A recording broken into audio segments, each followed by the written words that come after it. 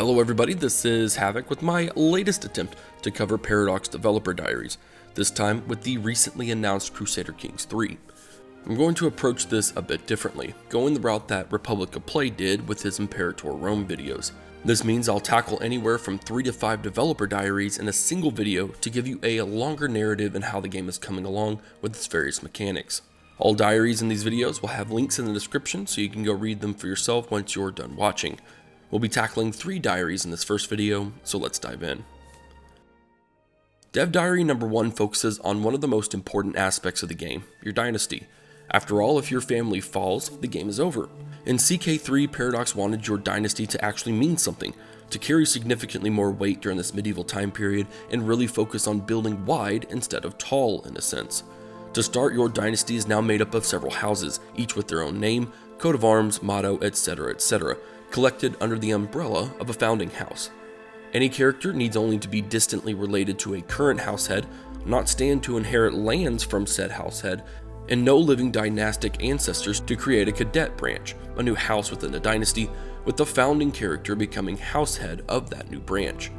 On creating the new house, that character and his subsequent inheritors are no longer under the authority of their previous house head, now only under the dynasty head.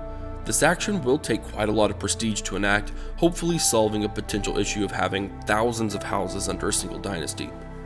Moving on to the roles that both the house head and dynast head play, they actually have a significant amount of power respectively. As house head, you have the power to legitimize bastards, call house members to war, and demand that members adhere to their faith.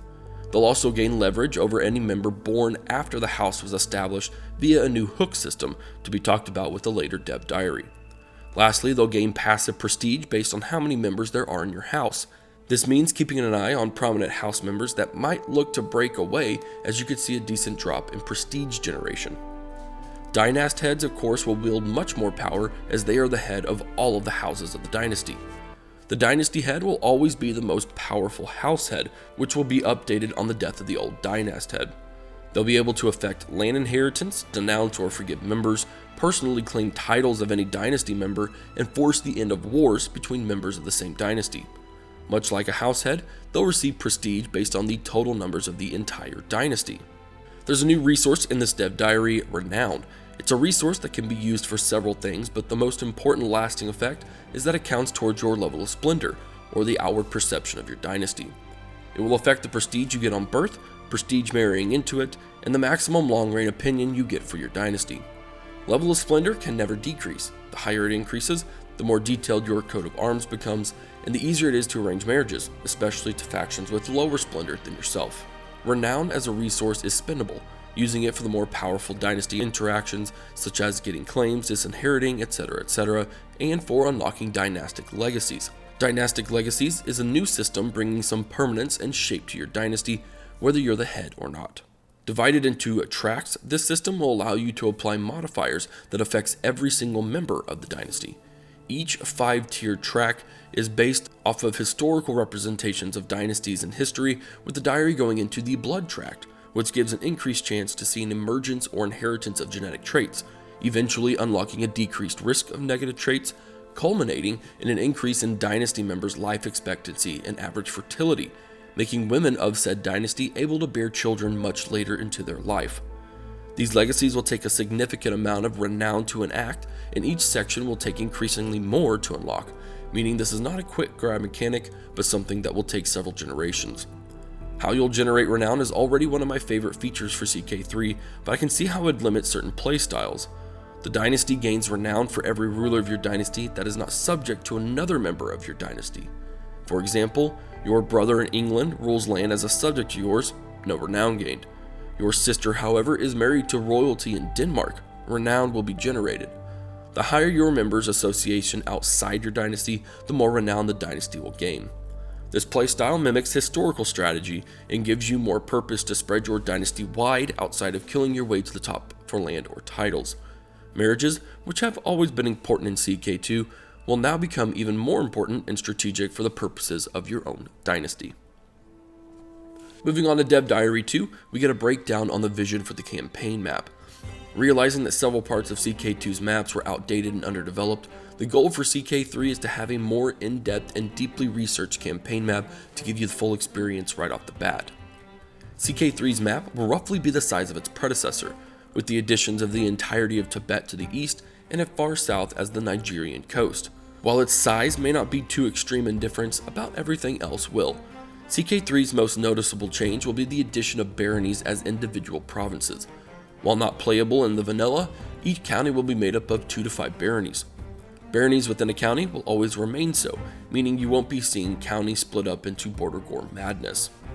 It will, however, affect the strategies and movements of your armies. Having to march through individual baronies now presents a more micro-intense way of handling your army, which will be discussed in a later Dev Diary.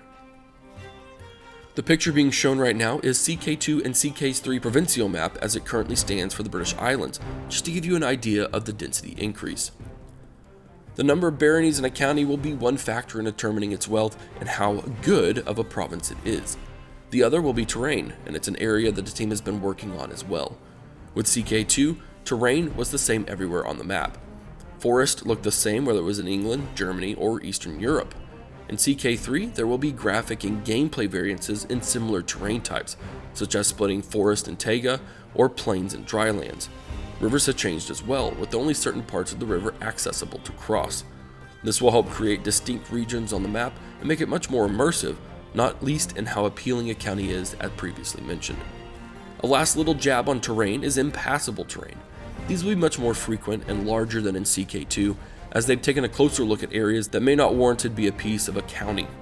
The variances in impassable terrain are vast, from small impassable provinces to massive mountain ranges.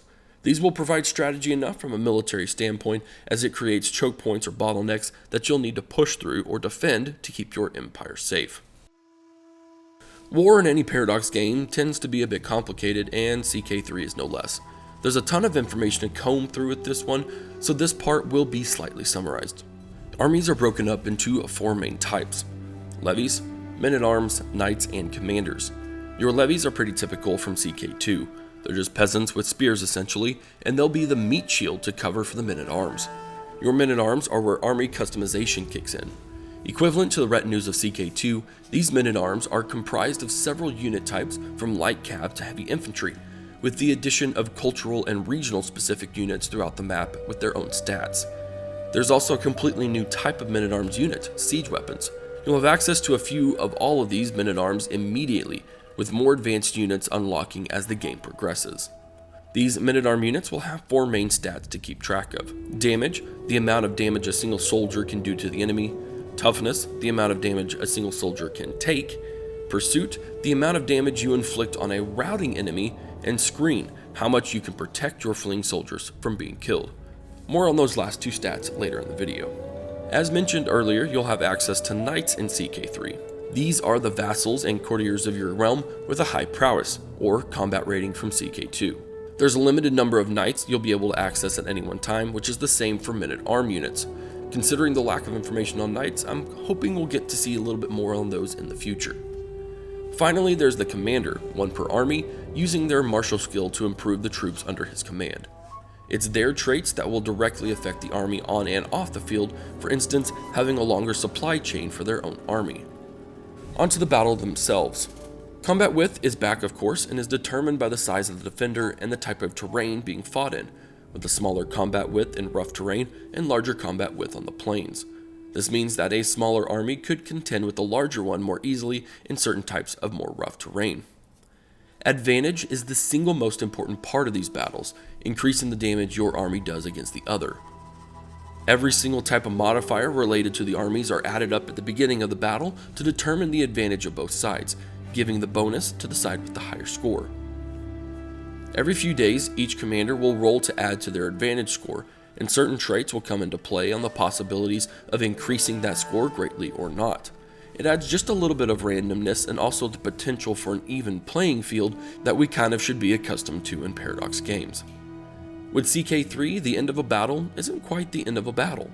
When soldiers die, quote unquote, they'll either be a casualty, actually dead and need to be recruited again, or routed, units that have fled the battle. Once a battle is complete, the victor has a chance to pursue those routed units for a few days to inflict further casualties, hence where the pursuit and screen stats come in from earlier in this section. Units with high pursuit, Cav for instance, will be able to chase down units more easily, and having units with a higher amount of screen stats can cover your own troops to prevent you from losing more after the defeat.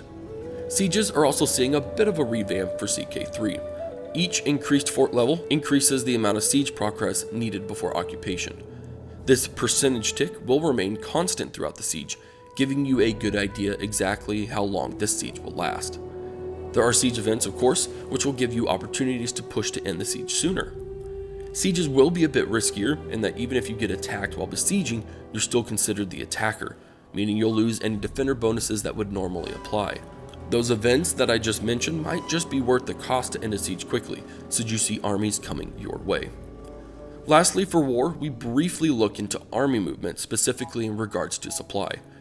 Armies will now carry a supply, meaning that if you move into a province with a lower supply limit than what your army has, you won't immediately start taking attrition. You'll be able to march through at least a few baronies before needing to worry about your supply, so some forward thought on movement to optimize your army supply rating will be crucial.